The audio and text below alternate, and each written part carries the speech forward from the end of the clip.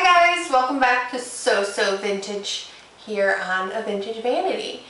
So we are starting to get ready to cut out our pattern pieces. My pattern material is completely iron. Before we get to actually cutting out our pattern, I want to talk about, in every pattern book you're going to have instructions. These instructions will be for both dress A, dress B. There may be even a couple more options. So these can get really long. What I like to do is I read through the beginning portion. Don't read through the whole thing, because then I get too overwhelmed and then I start to think this is going to be impossible. I can't do it. I need to take things step by step. I like to actually highlight things that are for the dress that I'm doing. So dress B. So that I don't start doing things for dress A. So over here, I don't want these layouts. These are our pattern layouts. So I'm just going to do that right through there. And then it will tell you there's different layouts for different sizes. So I'm actually going to highlight the layout that is going to be applicable, so that way I don't get confused by everything else that's on the page.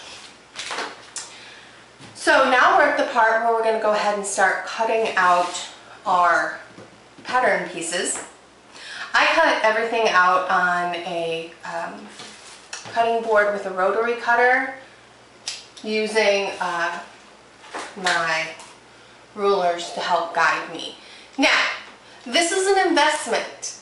If you have just started sewing, you know, you might want to get one of these, but you don't have to get a rotary cutter. You don't have to do these other things, because believe me, I know all about budgets, and a lot of these things were bought as Christmas presents, birthday presents.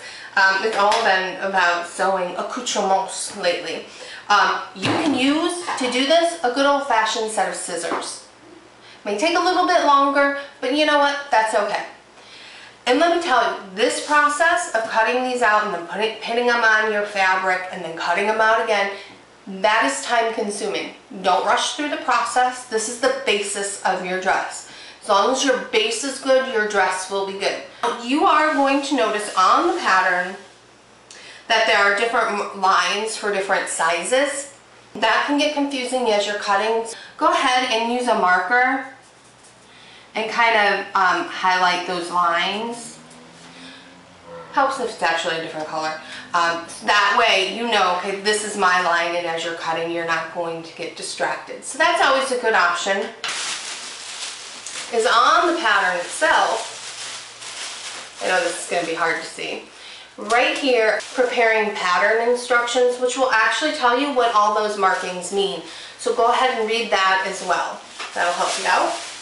What I like to do as well is I like to just kind of messy cut out the pattern around it, because it's really hard to deal with the big pieces of paper. So I'm just going to snip, snip, snip. I'm just going to include all of the sizings there. This is becoming more of a step-by-step than I originally envisioned. I hope that, I mean, is that okay with you guys? What do you think? Another tip, for the sizes that I don't use, for the pattern pieces I don't use, because either it's not part of the pattern that I'm doing, or the version of the dress that I'm doing, or it's because the sizing is different, I don't throw these out. I actually keep all my pattern pieces along with the envelope together in a nice Ziploc baggie, and I actually will write on the baggie exactly what this is and the size, so that I know what size it's been cut out for. It's maybe in a different pattern. So that keeps everything all together. This pattern is a waist pattern, and my waist is a little bit bigger than the measurements for this pattern. Take pattern and expand the piece. And I want to point out, the reason why I chose these two pieces, there's actually two, one hasn't been cut yet,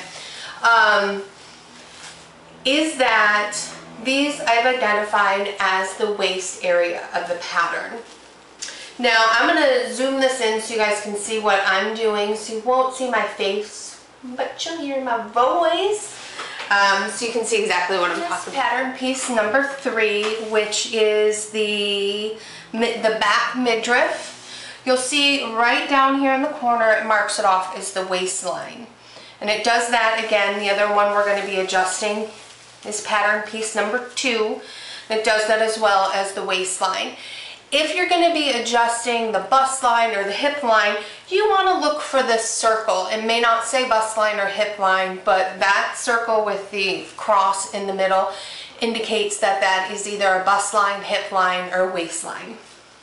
So those are how I identified the pieces. The next thing I did was I looked at my pattern and I said, okay, what's the difference, the jump difference between the waist in one size and the waist in the next size? And that was a 2-inch difference. On the pattern itself, I said, what are the differences between these lines? The inch difference. So I went ahead and I measured that, and it measures in at 1/2 inch difference between each of the size lines. So I know that for every 2 inches, I want to expand the pattern by 1/2 inch. I've gone and written this down because I know sometimes it's a little bit easier to see it than to hear it. So my sizing difference on the waist is 5 inches. The pattern difference is 1/2 inch for every 2-inch size difference. So I'm going to take my 5-inch size difference, times it by that 1/2 inch, and I come out with a 1 1/4 inch pattern difference. Okay. So to do that, I'm going to cut this pattern and actually increase it by 1.5 inches, or 1 1/4 inches.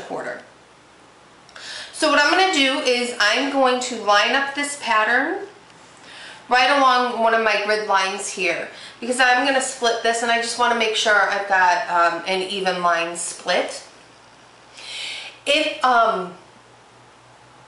you don't have a rotary cutter, which I'm going to use, you can mark off on each side where you're going to make that split and use your ruler as well.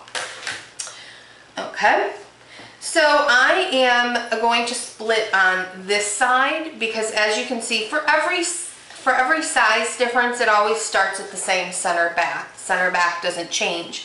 The change comes in down here at the end. So I'm going to go just on the other side of my grain line, and I'm just going to line up my grid line there.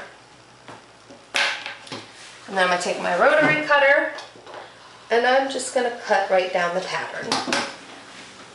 So now I have 2 pattern pieces. So we're going to create that 1 1/4 inch gap when we lay it out on the fabric itself. So I want to make sure these 2 pieces stay together. We'll place them off to the side. Okay, that's all for today on So Vintage here on A Vintage Vanity. I don't know if you can see the other cat, the one that usually doesn't make an appearance in my videos, has shown up. Hi, baby.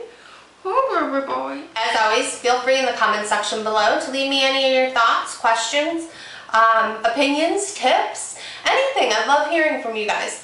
Also, go ahead and to show your support of A Vintage Vanity and So Vintage, go ahead and click the thumbs up down there. It's an easy way to let me know that you like what's going on. And as well, if you would like to be notified of new videos, go ahead and click the subscribe button. It's completely free and it'll notify you when new videos have been posted here on A Vintage Vanity. That will include the So Vintage series, any hair tutorials, any tops for the month. And have a great day, and I will see you guys soon.